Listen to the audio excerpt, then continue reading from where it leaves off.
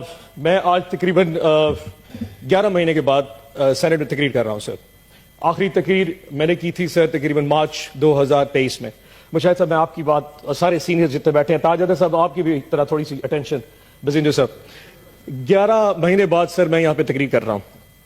اس 11 مہینے میں میرے ساتھ کیا کیا نہیں ہوا سر اس کی تھوڑی سی بازگشت ہونی چاہیے. And this is very emotional sir. 9 مئی کا واقعہ ہو گیا سر. 9 مئی کے بعد روپوش ہو گئے. 4.5 مہینے سر مختلف گھروں میں چھپے رہے سر.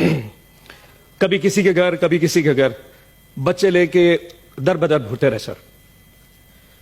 جگہ ختم ہو گئی, گاڑیاں نمبر پلیٹیں تبدیل کرنی پڑی. میرے بیٹے نے ملک سے باہر جانا تھا, چھپا کے اس کو ایئرپورٹ سے واپس بھیجا اور پتہ نہیں کیا کیا نہیں ہوا سر.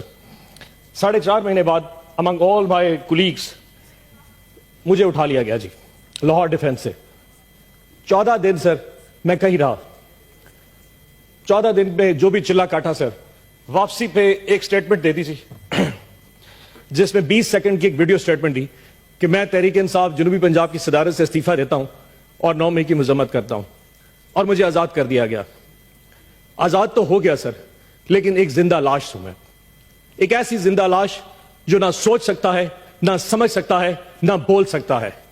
مجھے نفرت ہوتی جا رہی ہے سر اس ایوان میں بیٹھ کے اس تصویر کی طرف دیکھتے ہوئے جو مجھے اس چیز کا یقین دلاتی ہے کہ میں آزاد ہوں. میں آزاد نہیں ہوں.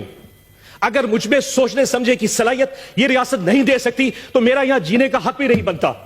کون ہوتا ہے کہ مجھے ڈکٹیٹ کرے ہم نہ باز آئیں گے محبت سے, جان جائے گی اور کیا ہوگا سر. ایک قیدی جو ہے وہ مجھے دیتا ہے سر, میرے اللہ کے بعد ایک قیدی مجھے میری طاقت دیتا ہے سر. وہ جیل میں بیٹھا ضرور ہے سر لیکن مسکرا رہا ہے, اس پورے نظام پہ مسکرا رہا ہے.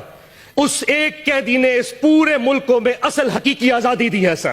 ایک قیدی نے. 70 سال پہلے کوئی آزادی نہیں تھی. اس ایک قیدی نے 8 فروری کو جو میں آزادی دی ہے وہ اس قوم یاد رکھے گی اس قیدی کو سر. اس ایک قیدی نے سارے نظام کو ننگا کر کے رکھ دیا ہے سر. 8 فروری کو جب اس سے پہلے 6 مہینے میں نے ڈپریشن میں گزارے سر. جب 8 فروری کو میں نے لوگوں کو نکلتے دیکھا جتنی کچھ پری پول ریگنگ کی گئی, ہمارے کینڈیڈیٹس اٹھا لیے گئے, جلسے جلوس نہیں کرنے دیے گئے, کسی کچھ بھی نہیں کرنے دیا. لیکن 8 فروری کو جب عوام نکلی وہ نون لیگ اور پیپلز پارٹی کے جب ان کے کیمپس میں جا کے سر وہاں سے پرچی بنوا رہی تھی, اینڈ پہ جا کے خوف میں جا کے ووٹ عمران خان کے کینڈیڈیٹ کو دے رہی تھی, کسی بینگن کو, کسی جوتے کو, کسی سبز مرچوں کو, جو بھی نشان تھے. 5 بجے رات کو قوم نے سوچا کہ ہم نے اپنا فرض ادا کر دیا. رات کو قوم آئی, صبح 5 بجے تک پوری قوم ایسے جاگ رہی تھی جیسے بیلٹ باکس کے ڈبے ان کے ساتھ پڑے ہوں, اور وہ قوم حفاظت کر رہی تھی. نماز پڑھ کے قوم جب سوئی تو 9 بجے اٹھی تو پھر نظام الٹا تھا. جو سیٹیں ہم 136-40 تک جیت چکے تھے وہ واپس 100 پہ آ گئی, اور آج وہ سیٹیں کم ہوتی ہوتی 93 پہ پہنچ چکی ہیں. تاج صاحب آپ تو اپنی روتے ہیں سر, ہماری سنیے کہ جن لوگوں کے پاس فارم 47 ایشو ہو گیا, فارم 45 تو پریزائڈنگ آفیسر سے لیا ہی نہیں گیا.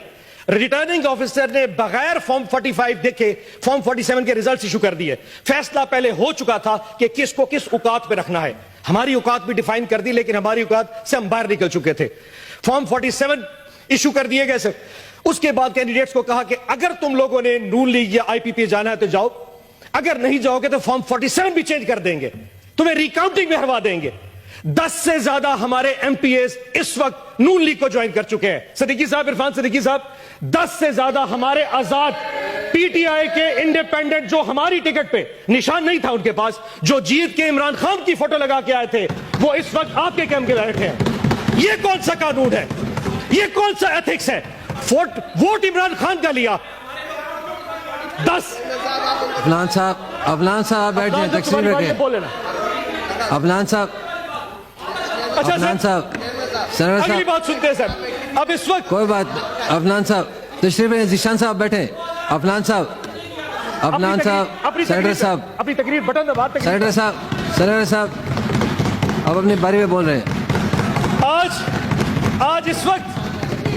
آج اس وقت حالات یہ ہیں کہ ملک میں وزیر اعظم بنانے کے حوالے سے کچھ نہیں ہو پا رہا. وہ قیدی پھر مسکرا رہا ہے. اس وقت اس ملک کا وزیر اعظم نہیں بن پا رہا.